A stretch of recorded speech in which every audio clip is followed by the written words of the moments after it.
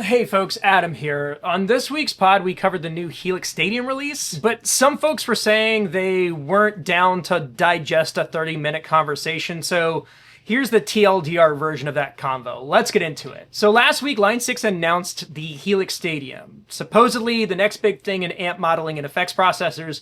There's a lot of hype, a lot of posts, a lot of take my money memes, and I get it. New gear is exciting, new tech is fun, but after looking over the features, I gotta say I'm not really interested. So I'm gonna lay out 5 reasons why I'm not rushing to pre-order the Helix Stadium. Before I get into it though, this is not some clickbait hit piece.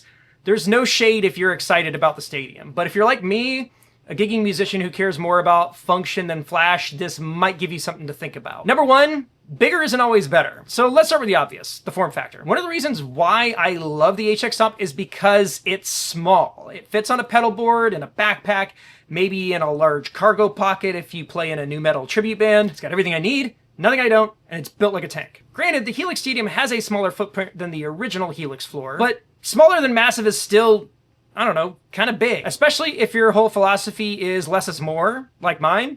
Less gear, less weight, less setup time, less chance for things to go wrong on stage. Add on the fact that I'm also the guy who hauls the band's PA and lights. A touchscreen? Cool. Scribble strips? Also cool. But at the end of the day, I am not trying to dial in tones on the fly. I'm trying to get on stage, play the gig with my 5 or 6 presets, and get out of there before somebody knocks something over. Size matters, but in the opposite direction. So I've been told. Now, let's talk I/O. Line 6 clearly designed the Helix Stadium with the power user in mind. It's a flagship product. So if you're someone who needs stereo XLR inputs, vocal processing, extra effects loops, MIDI routing, dual paths, dual whatever, you're gonna be stoked. And that's great if you're managing some massive hybrid rig, or you're a keyboard player who also sings, you're a keyboard player who sings and also plays guitar, or you're just some kind of one-man show. But if you're playing club gigs where you're at the mercy of whatever DI is duct taped to the stage, all those extra ins and outs are just ports you're never gonna get to plug anything into. It's like buying a Swiss Army knife with a fish scaler, a hoof cleaner, and a USB hub. You appreciate the craftsmanship, but you're still going to use that knife to open Amazon boxes. More complexity means more things to go wrong, and in my world, fewer stuff to plug into means less trouble chasing down gremlins during sound check. Let's talk about some more cool tech I'll never use. Cloning, profiling, capturing your amp's soul like it's a Pokemon or some kind of like Death Eater.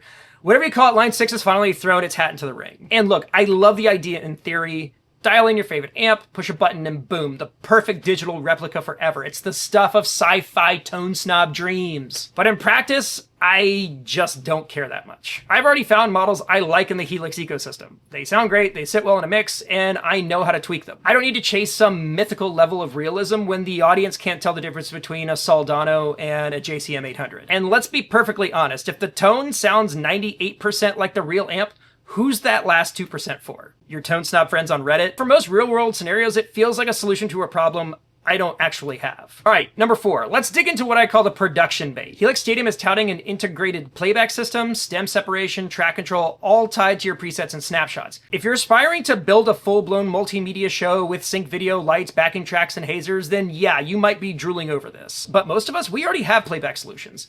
Whether it's a laptop running Ableton, an iPad with band helper or multitracks, or some dedicated hardware, we've already figured that part out. It's reliable, it's separate from my guitar rig, and most importantly, it's got a proven track record that it won't crash when I change patches. Combining all of that functionality into one device might sound convenient, but it also means putting all your eggs in one basket. And I've seen what happens when that basket gets dropped, or stepped on, or someone spills a beer into it. In the live production world, redundancy is king, and right now, I don't trust any single box to handle everything in my band show. Last but certainly not least, let's talk about Showcase. We're talking automation, MIDI routing, preset switching, playback cues, all in one master control center. Once again, I get the appeal. For someone just starting out, building a show from scratch, this kind of integration is going to be game-changing. But just like my last point, most bands already have systems to do these things. And jumping ship to a new product just seems like a ton of unnecessary work for me. And it also contributes to my all-in-one argument. It might seem like a good idea on paper, and I totally get why Line 6 wants to get in on that action. But again, I don't want one device doing everything.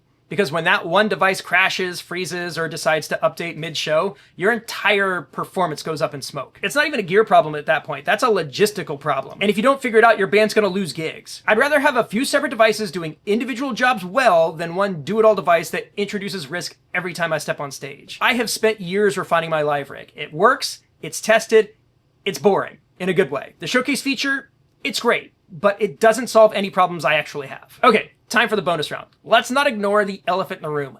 These things are not cheap, starting at $1,800 US. And yeah, no shock there. It's a flagship product.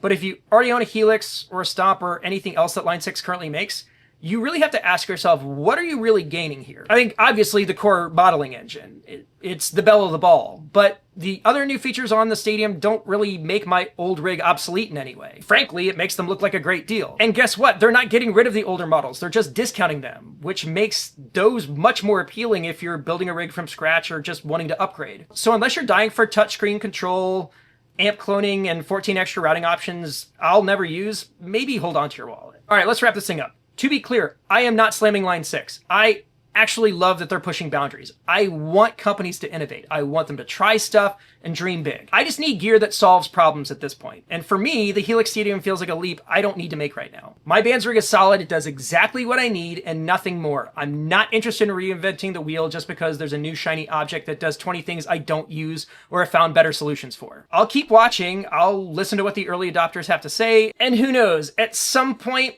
these features are probably going to trickle down into whatever they call the next gen HX Stomp, and that would get my attention. But for now, I think I'm good. So that's my take. What do you think? Is the Helix Stadium a game changer for you, or are you on the same page as me? Interested but not buying the hype just yet? Let me know in the comments. Once again, thanks for watching. Smash that like button if you found this helpful, or if you've ever carried a 40-pound pedal board through a muddy festival field and thought, there's got to be a better way. Have an awesome week, and I'll see you in the next one.